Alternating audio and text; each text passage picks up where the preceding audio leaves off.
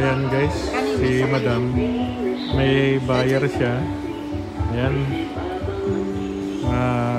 Yung buyer niya, nag-take out.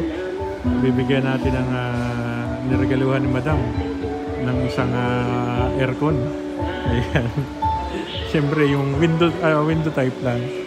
Ayan. Ayan po yung aircon ng niregalo ni Madam sa buyer natin. Ayan po. Ayan po yung aircon. Ayan. Galing naman ni Madam. Madam, kanino mo ibibigay yung aircon? Sa buyer. Buyer mo, Madam? Yes. Galing naman. Congrats, Madam, ha? Congrats sa buyer. Take out na ba? Take out na? Pa-take out. Pangako mo ba yan, Madam? Anong kinuha nun? Kaya. Kaya? Sige, Madam. Congrats sa buyer at may bago pala siyang aircon. Pwede makita, Madam, kung anong klaseng aircon? May bibili mo. Ayan na yata, oh. Ayan, may binubuhat na, Madam, oh. Ito pa. Ayan, no? Ayan. Ayan, guys. Ayan, pinapaupo na si Madam. Ito ba yan, Madam? Tinesting mo ba yan? Nakalimutan eh. Ayan.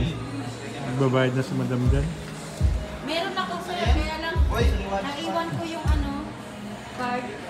Alam po number niyo ma'am, itong 0916. Sasawa ko yung... Ayan, sir. Pero may Congratulations po. Congratulations. Bigay ni Madam sa inyo. Ayan. Isang brand yung aircon. Ayan. Hindi basta-basta aircon kasi sa Abenson niya binili. Ayan. Congrats po. Magkita na lang po tayo sa turnover ng bahay po ninyo. Ayun, no? Madam, iganon mo naman, Madam. sa buyer. Lapit ka, lapit ka. Ayan. Para malamigan yung bagong bahay, bagong aircon. Okay.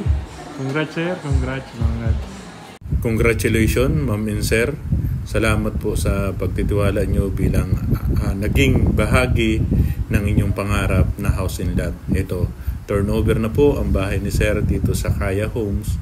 At yun nga po, binigyan po natin sila ng isang gamit na sana magamit po nila paumpisa sa kanilang bagong journey.